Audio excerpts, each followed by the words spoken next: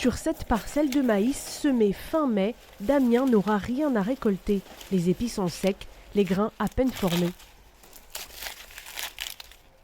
Non seulement il n'y a pas de grain, le grain qui est de assez mauvaise qualité aussi parce qu'on commence à avoir des grains éclatés. Ça va amener certainement d'autres problèmes derrière. Les canicules successives ont eu raison de ces plants. 31 hectares sont perdus.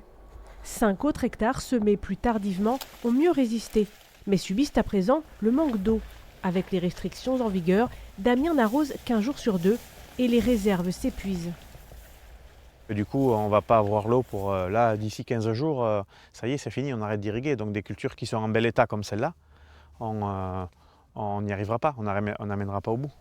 Et côté revenus, c'est une perte de 60%. Il va falloir aller travailler l'hiver pour arriver à faire un peu de revenus pour payer les charges du quotidien. Sans parler de payer des charges de l'exploitation, c'est seulement celle du foyer, faire manger les enfants, la cantine. C'est dur à encaisser. Des agriculteurs en difficulté et le manque d'eau qui inquiète en Béarn. Mardi, les syndicats agricoles s'étaient réunis pour réclamer davantage de stockage.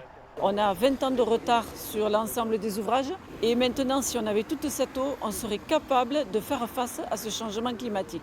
On a besoin de toute façon d'avoir un maillage sur le terrain parce que les réponses sont par territoire, par vallée, par bassin versant.